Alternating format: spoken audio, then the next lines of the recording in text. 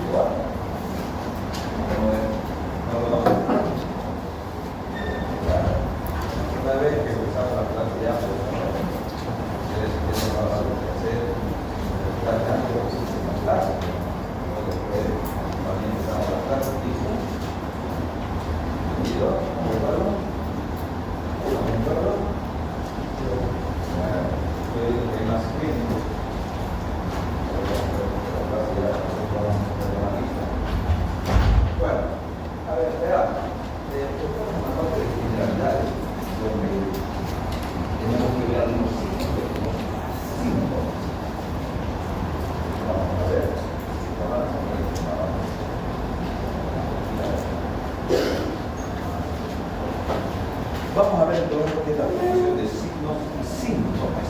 Veamos. Ahí se puede ver, por ejemplo, algún tipo de signo o síntoma que podría darse. Entonces, tenemos que tomar en cuenta que cuando nosotros hacemos la anamnesis, tenemos que ver a cada ente, a cada persona como un ser único. Vale decir que cada persona te va a responder de diferente manera, por ejemplo, frente al dolor. Recordar que las damas tienen mayor resistencia a los dolores, pero a los hombres, por ejemplo. Entonces, tenemos que nosotros tomar en cuenta de forma particular cada cuadro. Pues, no es lo mismo, por más que sea la misma patología, puede tener diferentes signos o diferentes síntomas, ¿no?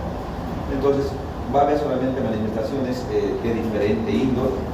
Repito, puede ser que con una misma patología, un infarto, digamos, un paciente tenga un dolor intenso, y bueno, no sea tan intenso.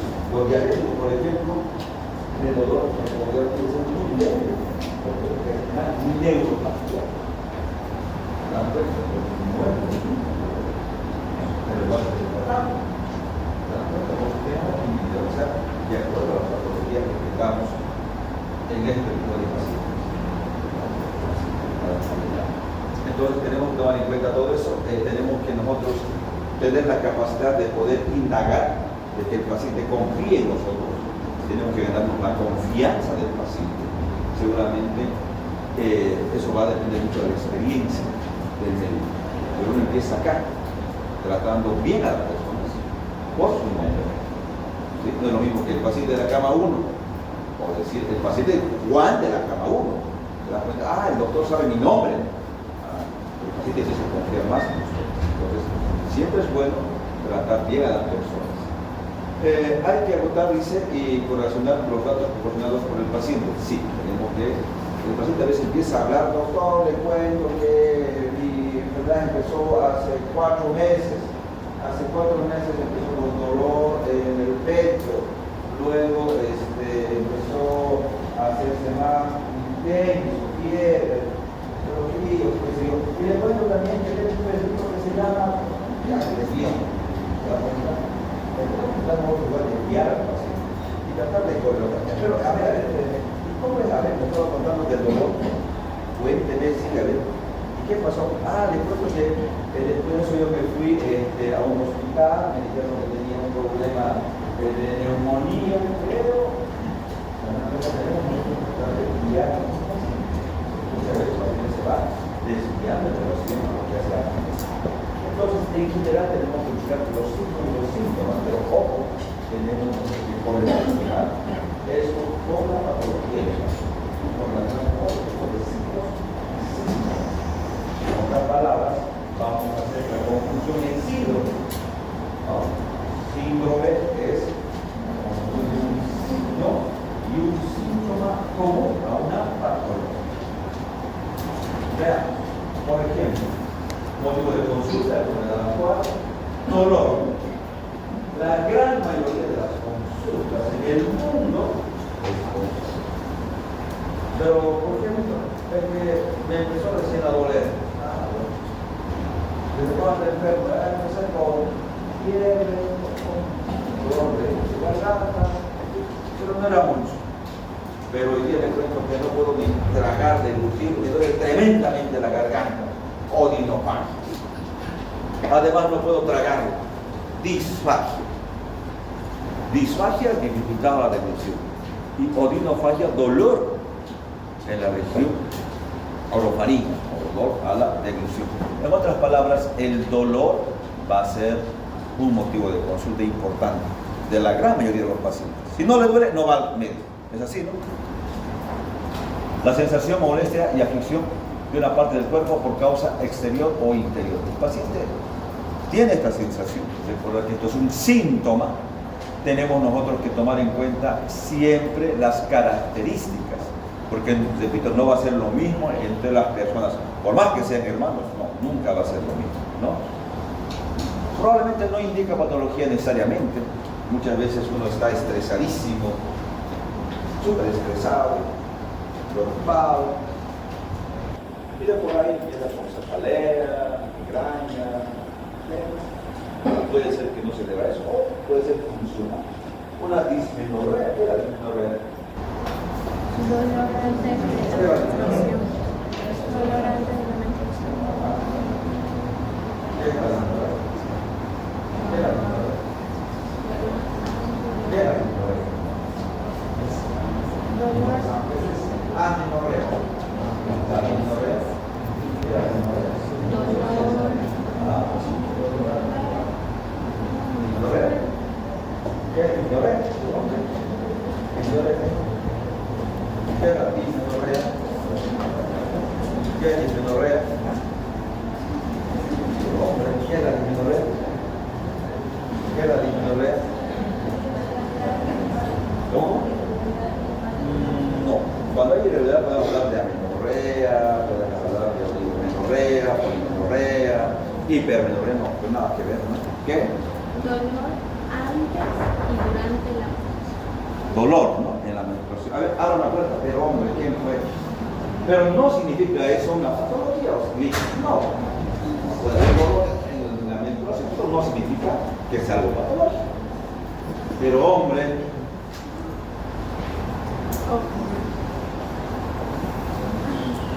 ¿ya estuvo?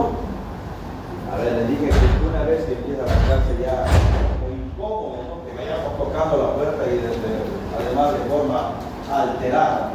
¿Quién tocó la puerta para afuera? ¿Y usted que entró? ¿Me tocó? ¿Quién tocó la puerta? Un chico que no lo conozco, que estaba con un saco de barro.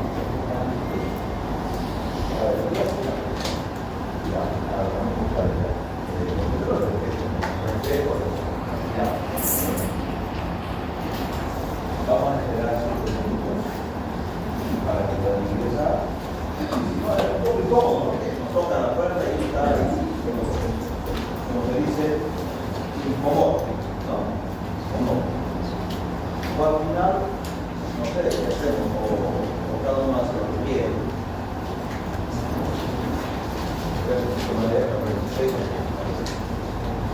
Vamos a esperar 5 minutos para que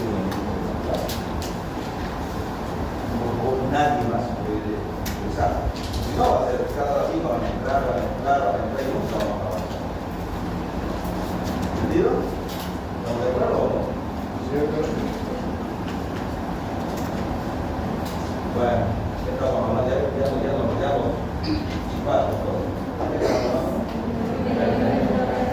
¿cómo? Habilidad. No necesariamente el dolor va a significar que exista una consulta. Obviamente, la ignorancia, la dificultad, la molestia, la sensación de dolor que el paciente tiene en el momento de la menstruación, en este caso, no necesariamente va a significar que tenga un problema. ¿Se dan cuenta? O sea, no significa que está mal, digamos, por decirlo así. Entonces, tenemos que tomar en cuenta, no indica la gravedad necesariamente. Puede que tenga un dolor sumamente grave y no sea una patología, o, como les decía, tener un dolor leve. Los pacientes diabéticos, se infartan y el dolor puede ser muy leve. Ay, doctor, me duele, no sé, no puedo respirar, me falta disnea, dolor. Y resulta que después se complicaron. ¿Qué hacen los diabéticos? Una polineuropatía, neuropatías. Entonces, por eso que han visto que el paciente puede pisar, el diabético pisa un clavo y no lo siente. Hace una herida, una úlcera, y ¡pam! Tiene una úlcera en el pie, por decir, porque hacen polineuropatías. Entonces, no necesariamente la intensidad del dolor puede significar algo grave. Obviamente, por ejemplo, el dolor de una pancreatitis es en región de... ¿Dónde es el dolor de pancreatitis? ¿De dónde se manifiesta? Pues? En el hombro, en la cabeza, en la región abdominal. ¿Dónde? En el cinturón, ya, obviamente es en el cinturón. ¿Dónde, pero?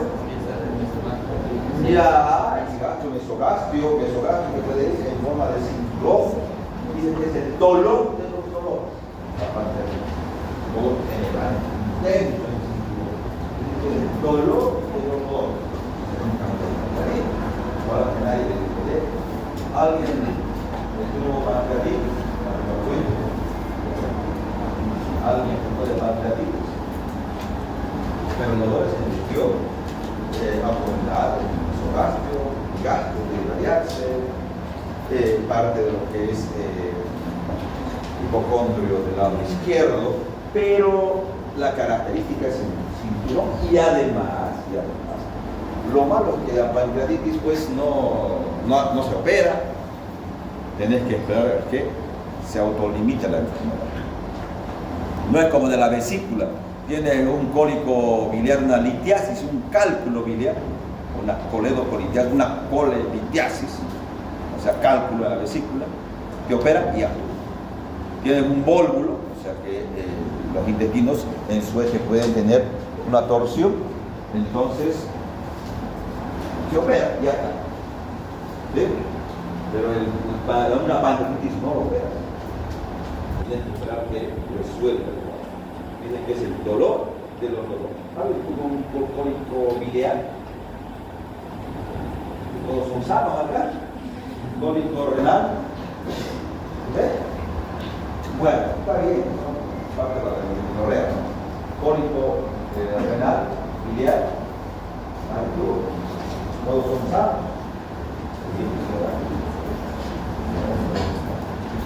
Bueno, ya van a enfermar. En conclusión, tenemos que tomar en cuenta lo que el paciente nos dice. ¿Cuál es el motivo de esto? ¿Cómo podemos ayudar? Los trabajos que me duele, ¿dónde? El dolor cólico, se duerce. No es que han visto algo con un cólico biliar o cólico. Y no aguanten.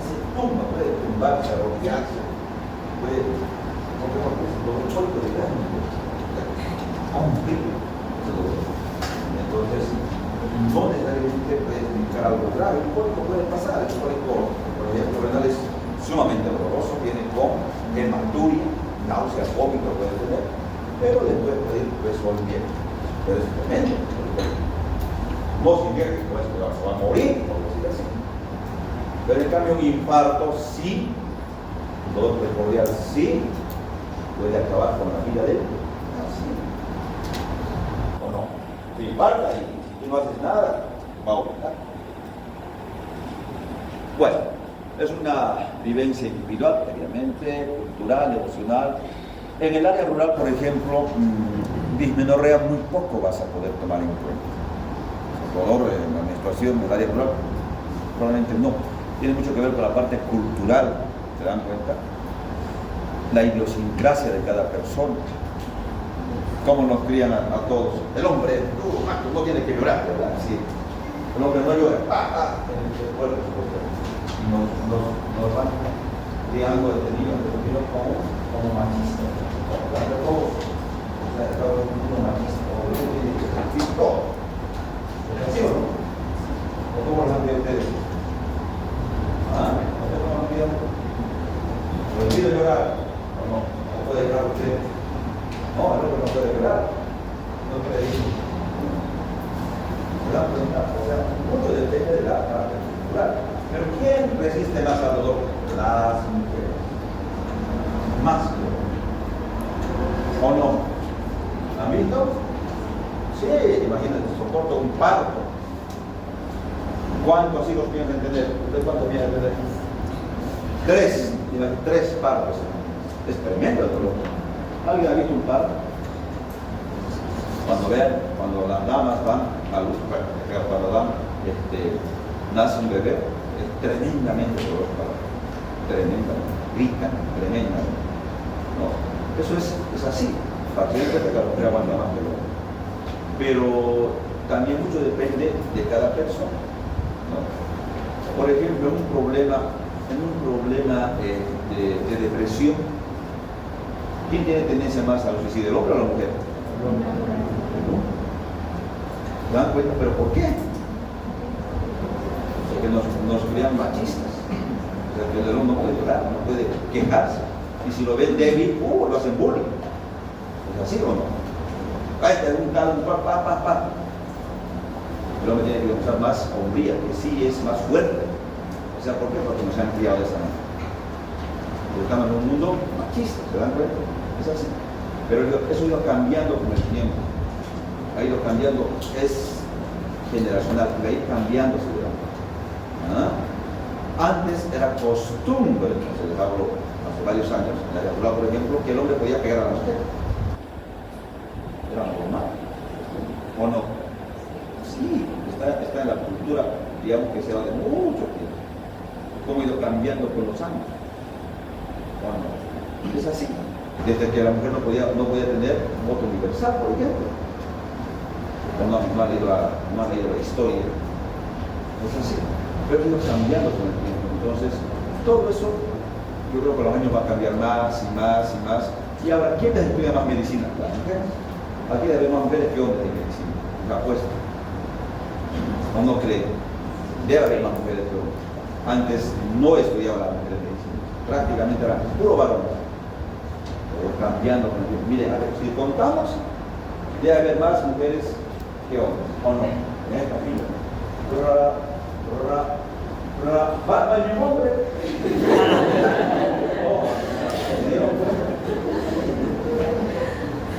La mujer ha tomado bonito, ha empezado a... La mujer siempre por lógica es más, como se dice, más responsable que el hombre. O no se me lo cuenta. Es así, ¿no? Pero para que se den cuenta que todo va cambiando en función a lo que va uno progresando, ¿no? En lo que es. Y eso va a ser así. ¿Por qué el hombre tiene ese tipo de, hablamos de depresión? ¿Por qué el hombre tiene más tendencia al suicidio? Que no puede expresar sus problemas por una mujer llora. Tiene un problema, le avisa a su compañera, a su otra amiga y le consuela. Pero un hombre no es así. ¿O cree que es un problema? A ver, vamos. No, realmente, por nuestra casa no llora, supuestamente. ¿Se dan cuenta? Entonces, hay que darle cuenta a todo eso. Y esto tiene mucho que ver con eso, con la cultura. ¿O no? Tiene mucho que ver con la iglesia. Gracias también. ¿Cómo está creado? Puede ser orgánico o puede ser funcional. Puede ser que sea un dolor. Por ejemplo, acá. ¿Cómo se llama esta región? ¿Dónde está el hígado? Hipocondrio derecho. Hipocondrio izquierdo. Flanco derecho, flanco izquierdo. Fosa ilíaca derecha, fosa ilíaca izquierda. Acá me duele. Doctor, me duele acá me duele. Acá está el hígado. O será su vesícula o será su hígado. O también puede ser el colon, el ángulo hepático del colon. ¿Se dan cuenta? Puede ser un dolor de tipo orgánico. Pero doctor, me duele por aquí, por acá, me camina por acá. Debe ser funcional. O sea, ¿se dan cuenta? No simplemente puede ser un dolor orgánico, también puede ser funcional. Para poder entender el dolor, lo que hacemos es usar esta mnemotecnia que es Atiliev o también Alicia. Atiliep o Alice. Atiliep, ¿a qué se refiere? La A se refiere a la aparición, la T al tipo, intensidad, localización, irradiación, evolución y factores o fenómenos que van a hacer, a exacerbar o van a atenuar estos colores. Alice lo mismo, Alice lo mismo. Igual es para ver la característica del color. Por ejemplo, saquemos a Semiolito. Semiolito. ¿Cómo se llama? ¿Lo bautizaron o no? No lo bautizaron. ¿Qué nombre le van a dar? No, pues manda bien. Lo van a bautizar hoy día un nombre.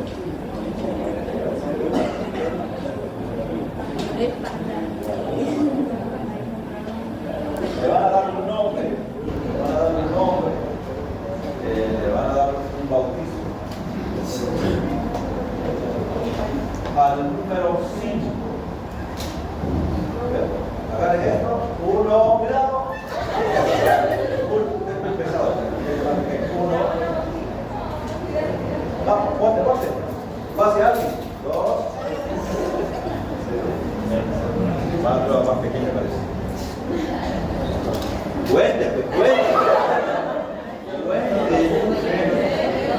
¿Qué número? 4 y 5. ¿Cuál es su nombre?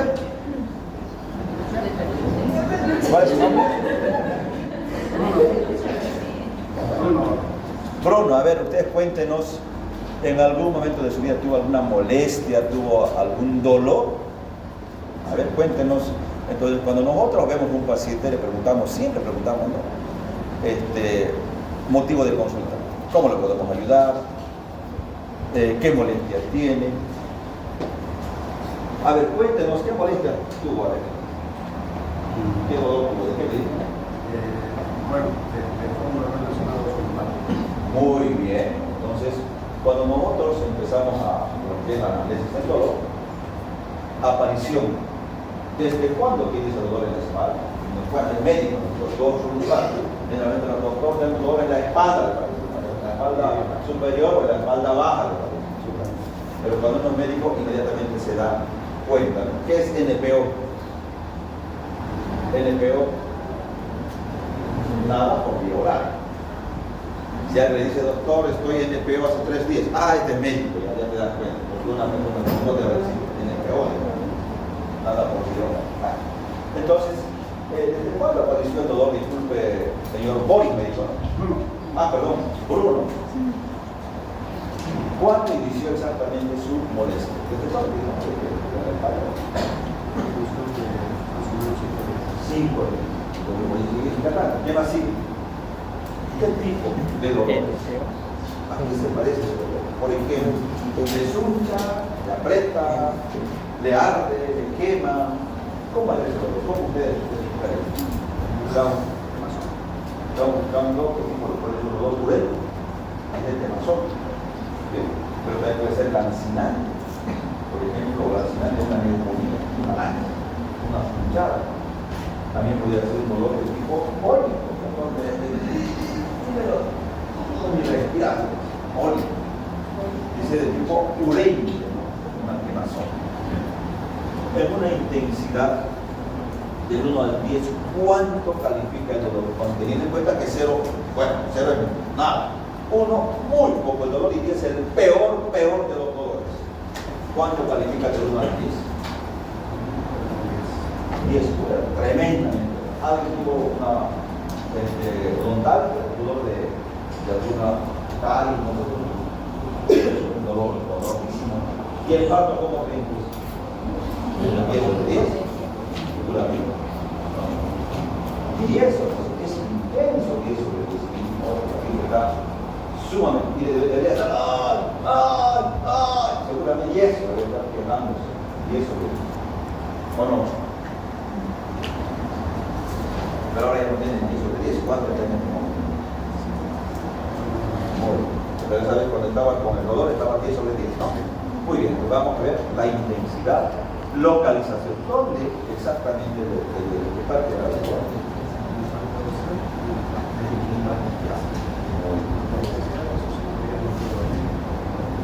Entonces, localizado en región, ¿dónde? Del tórax posterior. ¿Dónde va? Recordad que línea espinaria, línea medio espinal, es la parte media, la línea medio que espinal, en la parte media de la espalda, ahí está la apófisis espinosa de la columna.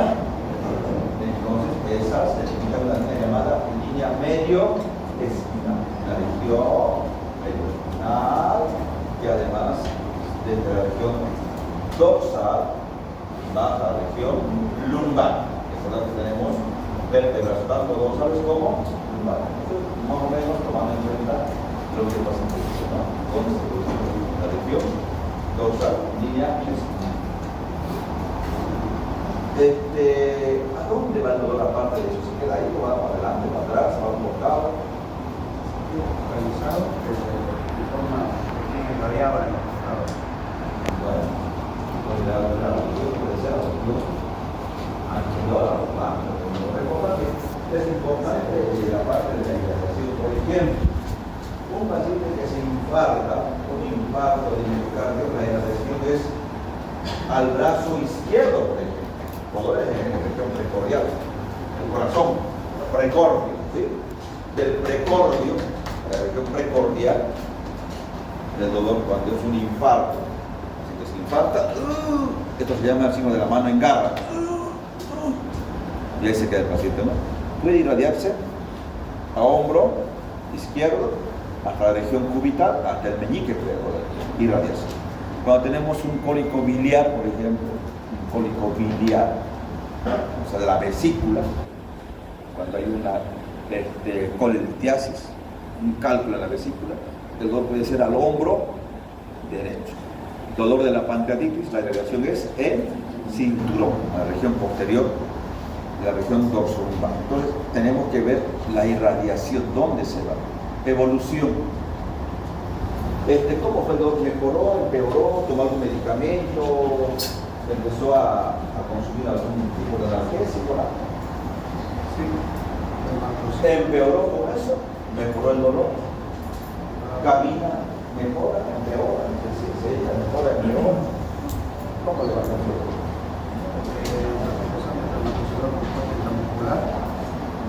Primero producía por 1 hora 40 minutos, luego cada 10 minutos jugaba más. Muy bien. Y esto, cuando usted duerme, empeora, mejor. La postura para darse con mejora. Pues no mejora con el reposo. ¿Ah? Fenómenos asociados. ¿Qué otra molestia tiene usted? Aparte de eso, ¿alguna otra molestia más? Podía dormir esos 5 días. Insomnio. No podía dormir, dice. Insomnio, por claro, del dolor. ¿Algo más?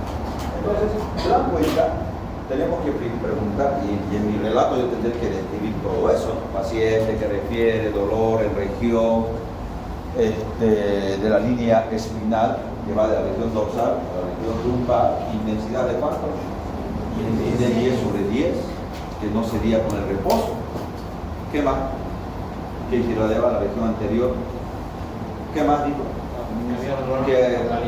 Que al final, muy bien, y que de tipo urente el dolor, que al final se dio con la administración de analgésicos tipo, ¿qué tomó? Tramadol. ¿Se dan cuenta? Entonces, eso es como tenemos que relatar. Entonces, preguntamos todo esto en actividad en el dolor. Ahí está con más detalle. Aparición, tipo, intensidad, localización y radiación.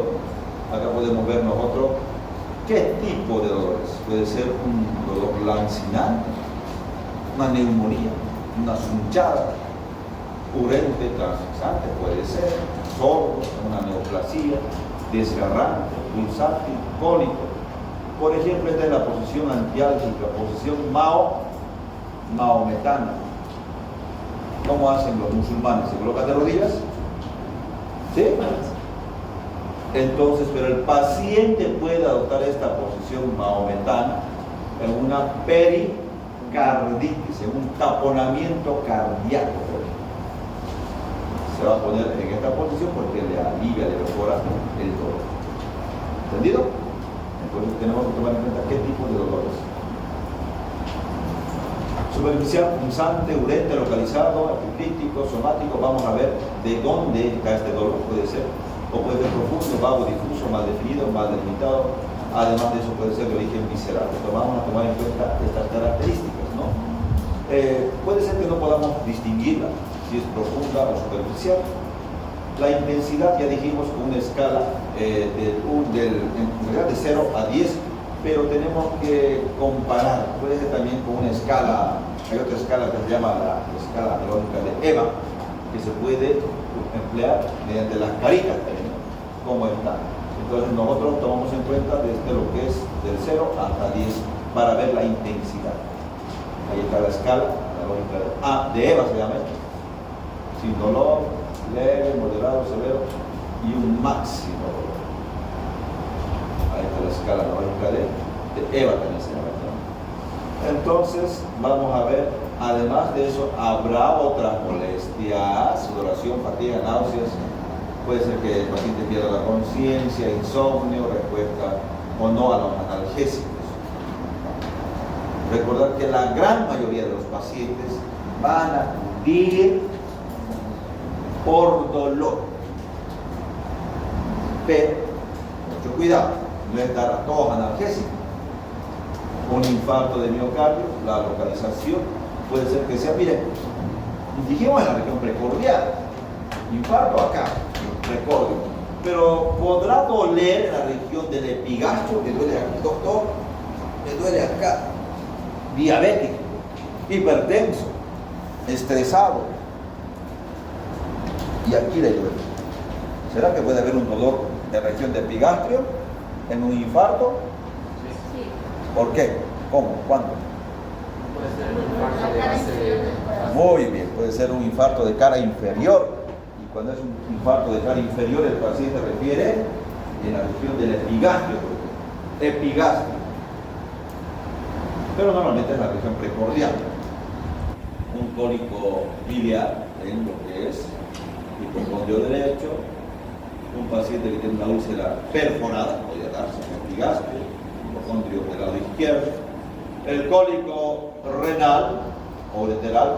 El cólico renal se irradia desde lo que es la región de la fosa renal hasta la región de los genitales. O sea, pasa por el flanco o ilíaca derecha en este caso, hasta los genitales. O sea, tiene esa característica de irradiación un paciente que tiene un cólico renal.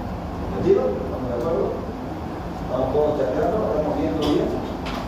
Hombre, chateando, ahí ya lo estamos chateando. Ahorita nos va a cantar toda la materia. A ver, sigamos. Pues el dolor puede ser localizado, por ejemplo, en el epigastrio, lo que es hipocondrio izquierdo, una úlcera gástrica, hipocondrio derecho, un cólico biliar, una hepatitis probablemente, región precordial, un infarto más probable, un cólico renal desde la región de la espalda baja, o sea, desde la región de la fosa renal, blanco hasta los genitales. O sea, ¿cómo? Digamos, de acá para acá, para acá, nosotros desde el diagnóstico. El paciente nos va a decir, por ejemplo, que en abdomen, mucho cuidado cuando tengamos un paciente con dolor abdominal. ¿Por qué?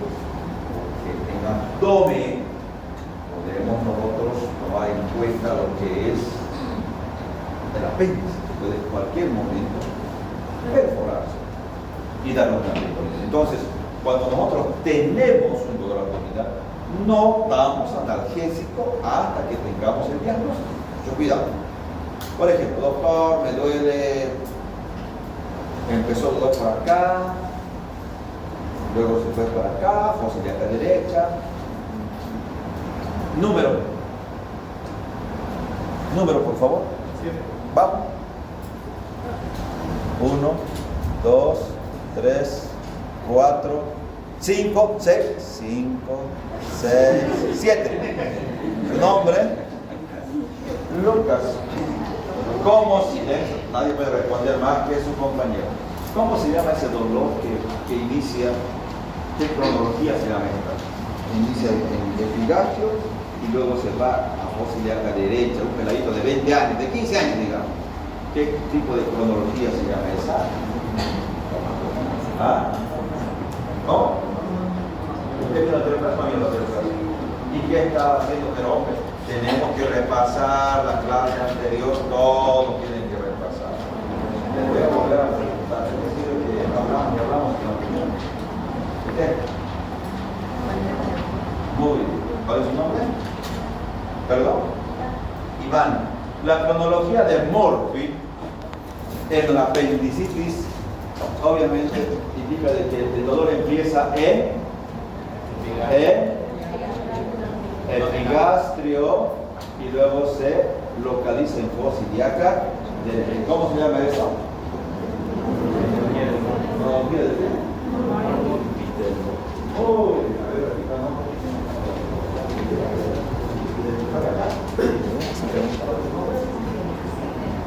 Simple. A ver, ¿a qué se refiere la cronología de Murphy?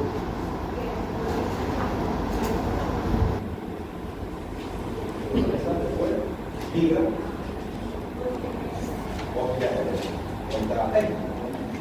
Entonces, muy bien. Ese dolor, lo más probable es que sea una apendicitis, o sea, cuando hay la cronología. Obviamente tiene que haber lo que se llama otro signo, pues, ¿no? ¿Cómo se llama este signo? Yo comprimo en fosa ilíaca derecha, comprimo y suelto bruscamente. Y el paciente refiere dolor a la descompresión, no tanto hacia la compresión. O sea, comprimo, puede ser que haya un dolor leve probablemente, pero el dolor más intenso es a la descompresión brusca. ¿Cómo se llama? Levante la mano, a ver quién se acuerda. ¿Alguien se acuerda? ¿Alguien se acuerda de ese tipo de dolor? Se llama Blumberg. Blumberg. ¿Por qué se da?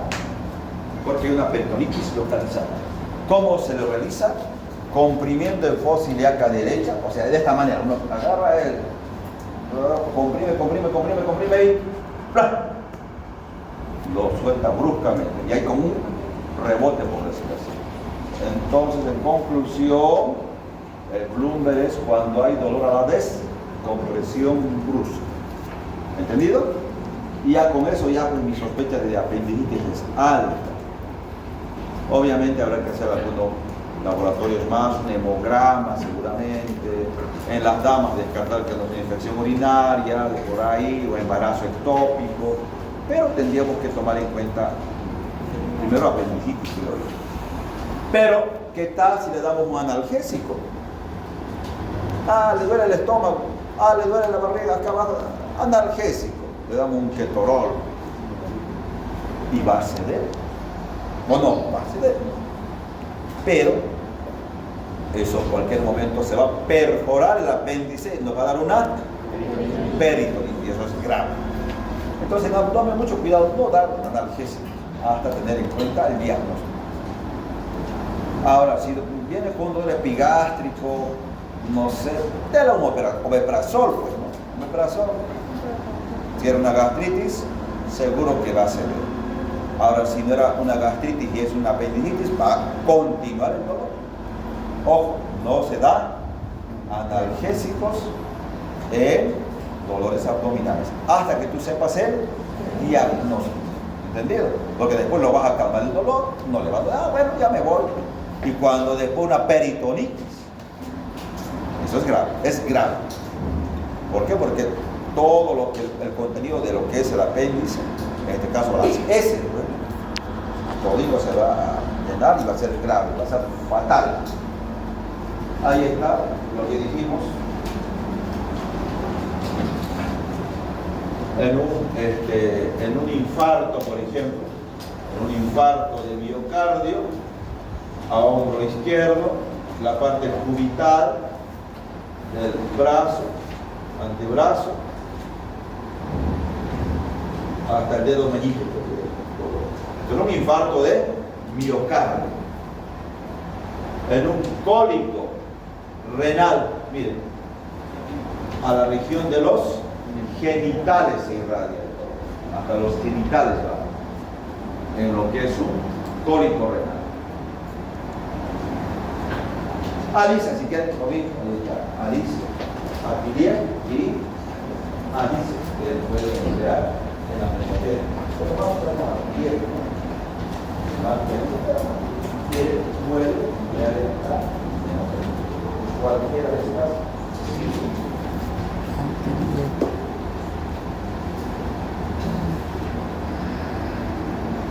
¿Será que el paciente viene por hemorragia o algo? Claro que sí. ¿Cómo se llama aquella salida de sangre, pero que se da por las fosas nasales, por ejemplo, como es Claro, las causas son bastantes, de un trauma, un problema de coagulación puede ser que tenga una disgracia sanguínea, plaquetopenia, esté con dengue, puede ser que tenga problemas en los vasos, por un trauma, una neoplasia, o sea, muchas causas de epistaxis.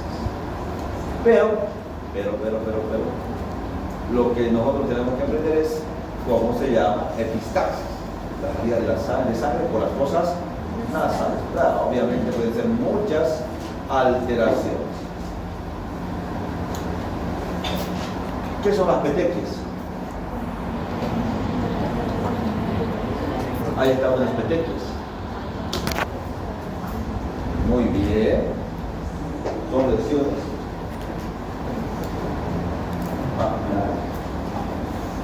del tamaño de una cabeza de alfiler que se da por una plaquetopenia. Las placas son las de la cara, apenas las petequias son esas lesiones macro. O sea, mancha en etiología de macro, donde no tiene mancha.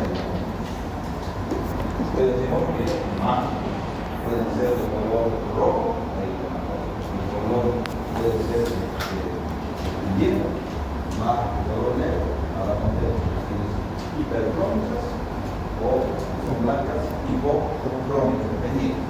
Pero en general las petequias, acá podemos ver estas lesiones muy características de la plaquetopenia.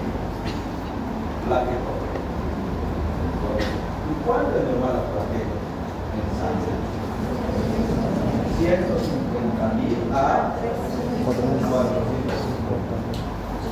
Las plaquetas son normales de 150.000 a 450. Menos de 150.000 en este paciente. El clásico ejemplo es dengue. El dengue nos va a dar plaquetopenia. ¿Cómo se llama? Se llama petequias. La máxima cabeza de agua. Hay una prueba llamada la prueba de lazo, o la prueba de Rupert Lee. Prueba de lazo o de Rupert Lee. Esta prueba se hace tomando con intenciones, la presión arterial. Digamos, la vamos a dejar insuflada. Y realmente tenemos que ver la región. ¿Dónde toma la presión arterial? ¿Dónde toma la presión arterial? En el brazo. En el brazo. Entonces vamos a ver, empezamos a tomar la presión y digamos nos da una presión de 60-90 por decir. ¿Sí? 60-90. ¿Cuánto es la presión arterial normal? 120-80. Menos de 90-60 es hipotensión, hipertensión más de 140-90. ¿Estamos de acuerdo? Les voy a preguntar la próxima clase eso. ¿Cuánto es la presión normal? ¿Cuándo es hipotensión y cuándo es hipertensión? ¿Cómo hacemos la prueba de Rupert Lee o la prueba del lazo? Tomamos la presión, dijimos que tengo 90-60, dejo por unos 5 minutos en una intermedia. entre la sistólica y diastólica. ¿Cuánto sería el intermedio entre sistólica y diastólica? 90-60 tengo ahí presión. Entre 90 y 60, ¿cuál es la presión intermedia? 90-60, ¿cuánto hay diferencia? 30. Entre 2, 15. 60 más 15, lo dejo en 75. Una presión intermedia. 5 minutos. Y si me aparece este tipo de lesiones petequiales, está con plaquetopenia el paciente. Claro, obviamente, ahora ya saquen de sangre, hemograma, ya te dan. Pero en la parte clínica, ¿cómo yo puedo saber que tiene o no tiene petequias? Si no está con plaquetopenia, haciendo la prueba de lazo de Rupert, que se caracteriza por que aparecen petequias en la región donde voy a tomar la presión arterial. Ya dijimos cómo se toma. ¿Entendido? Una presión intermedia entre la sistólica y la diastólica. Lo dejas 5 minutos y vas a visualizar esta. Tiene plaquetopenia. Dengue. Seguramente. Fiebre, dolor. Lo que es el dengue tiene dolor retrocular de gran intensidad, miartralgias generalizadas. Dice que es la fiebre quebrantahuesos, ¿no? Fiebre quebrantahuesos, ¿no? A ver, ¿cómo es la prueba del pedido, doctor? ¿No? Leonardo, a ver, vamos, repitamos la prueba de Rupert. ¿En qué consiste?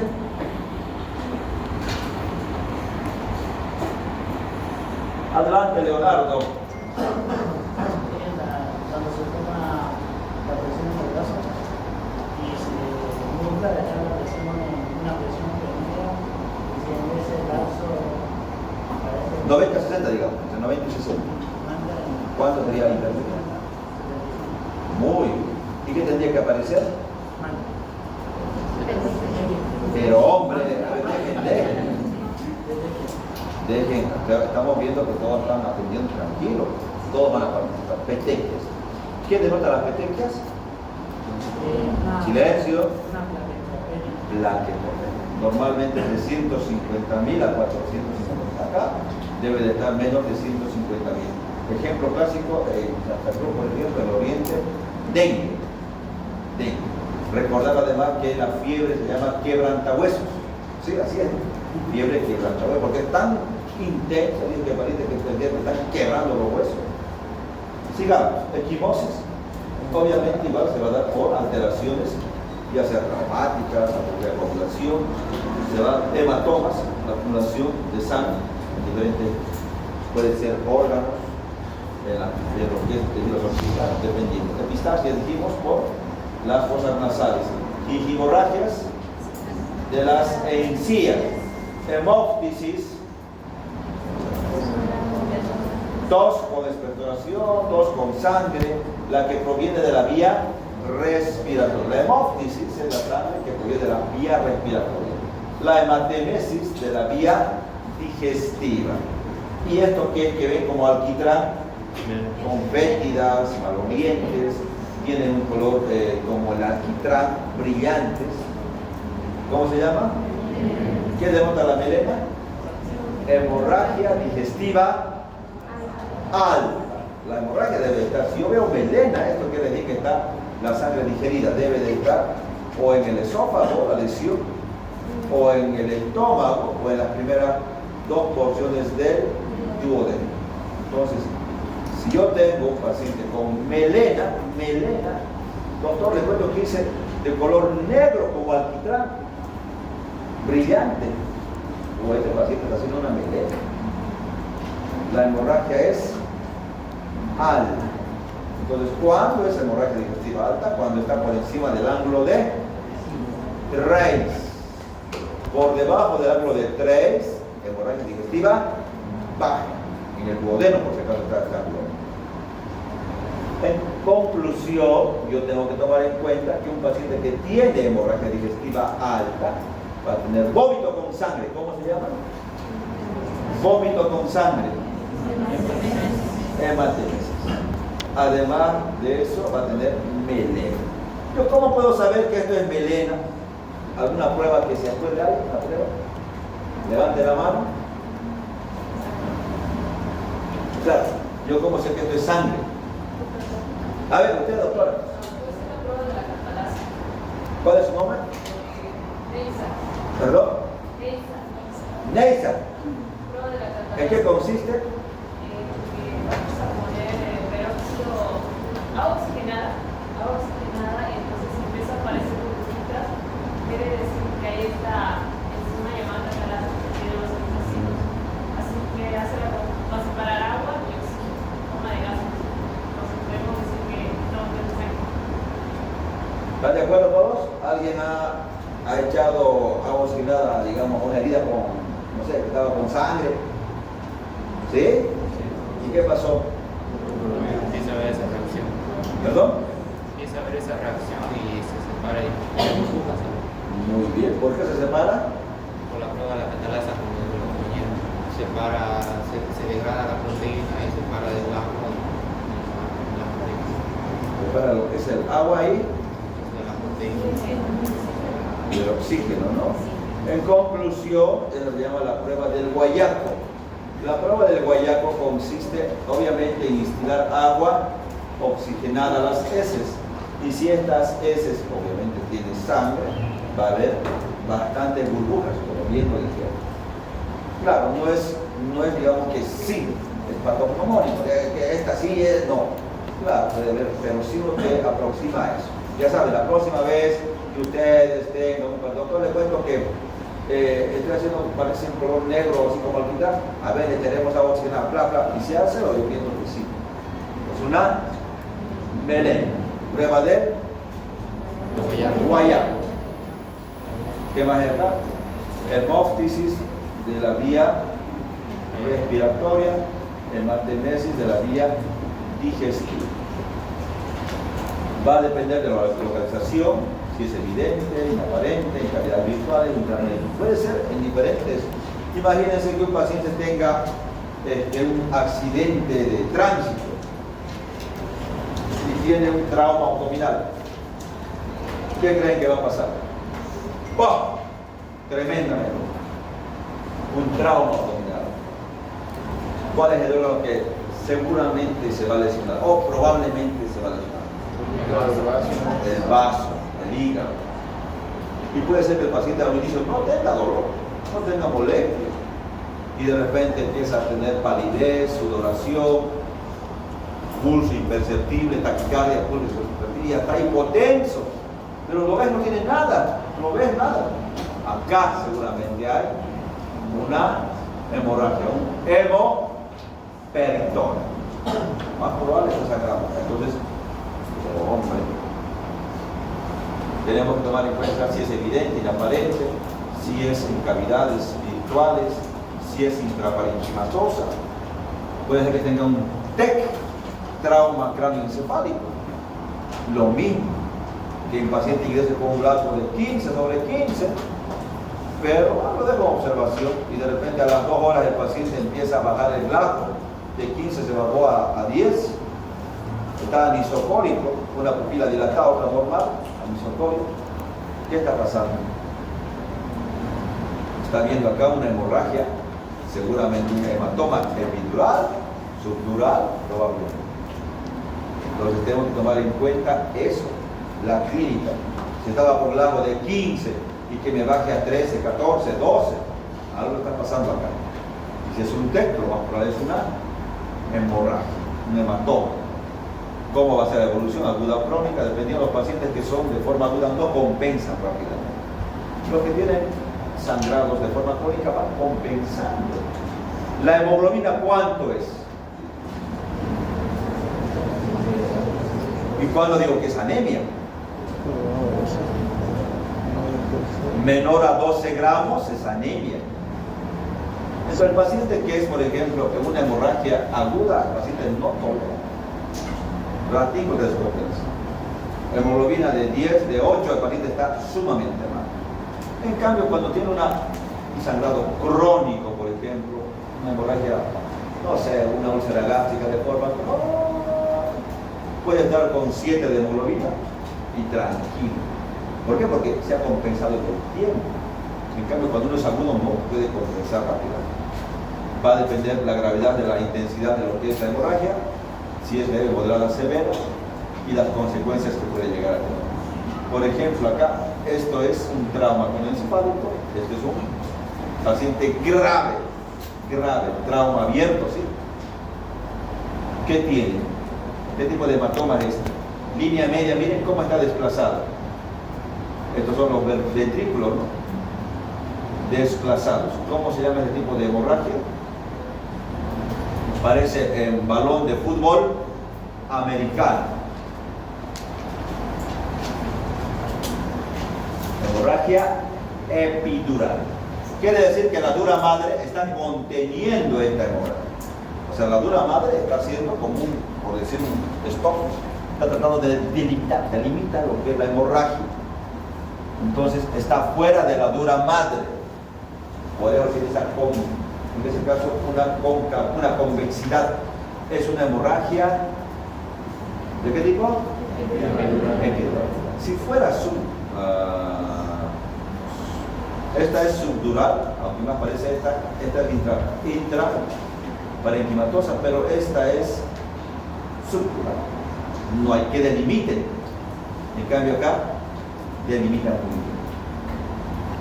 Epidural y subdural.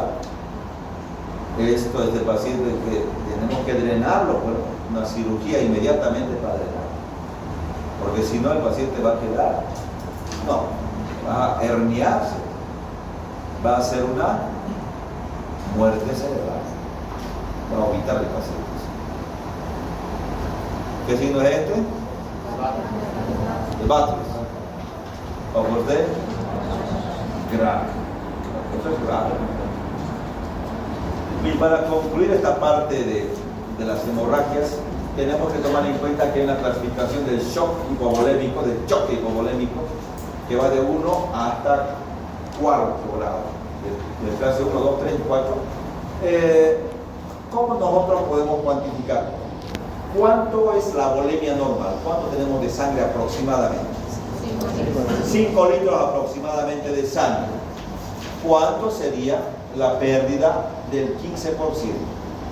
Si decimos que 10% es 500 ml, 15 va a ser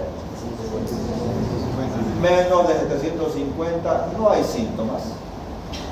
Es como donar sangre. ¿Estamos de acuerdo? Es como donar sangre.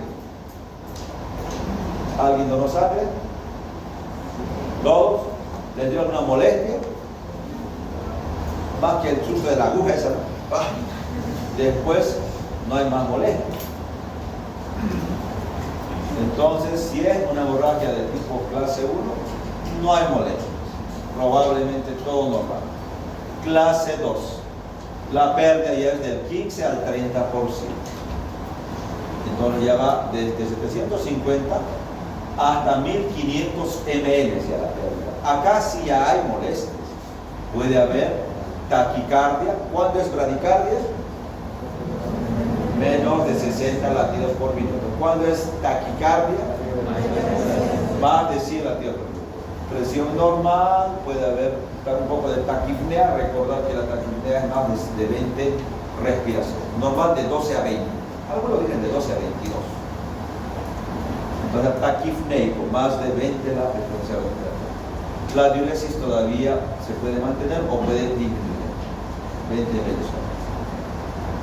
Clase 3, la pérdida es del 30 al 40. 2 litros de pérdida. Sumamente taquicárdico, hipotenso, taquipneico, oligoanuria, o sea, disminución de la diuresis. En este caso, bueno, clase 1 no hay tratamiento. Cuando donaron, ¿qué les dieron? Una pastilla, un caramelo les dan. Ya, tratamiento, un caramelo. Clase 2, acá tienes que dar solución fisiológica.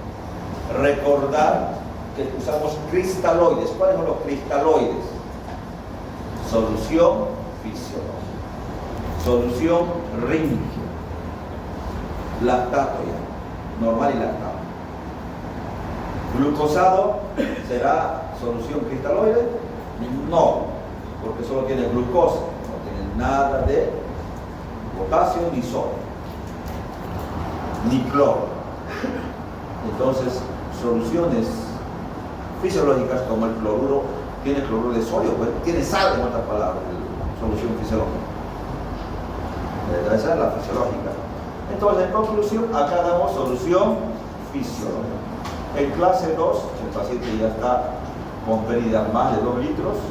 Acá damos solución fisiológica para mejorar la presión, obviamente. Una carga de 500 ml puede ser. Si mejora, ok. Pero si no mejora a pesar de las cargas, habrá que hacer sangre, transfusión de sangre. Clase 4, más de 2 litros, 40%, taquicárdico, hipotenso, en shock ya está, taquipneico, anúrico, o sea, no orina ya, prácticamente, sangre, sangre. Por cada litro de sangre que se pierde hay que reponer 3 de solución fisiológica para que mantenga la presión. Pero si está en clase 4 es sangre, sí o sí. ¿Entendido? Clase 4, sangre. Bueno, entonces ya sabe la clasificación del choque hipovolémico. ¿Alguna pregunta que tengan dudas?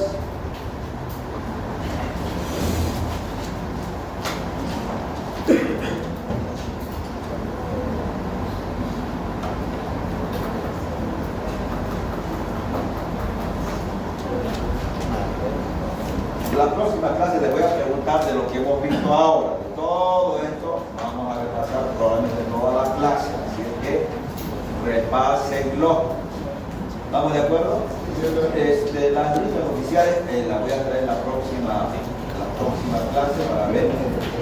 Silencio, por favor, les voy a pedir los que se anotaron en los grupos tienen que anotarse los que ya están en la lista oficial. No los que se van a recién incorporar. ¿Entendido? Tienen prioridad los que ya están en la lista oficial. ¿Entendido? Alguien en la anterior clase me dijo que pudiera haber de oyentes, creo que me dijo, pero el problema es que cuando hay oyentes de otros grupos, el problema es que se llenan. Imagina que tengamos 100, 120 estudiantes más los oyentes, no va a haber, digamos, espacio. Por mí no hay problema, pero el problema es el aula muy pequeña. Pero tomen en cuenta, por favor. Y también, si alguien va de oyente, pues por ahí alguien,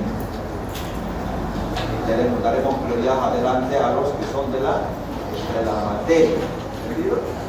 La próxima clase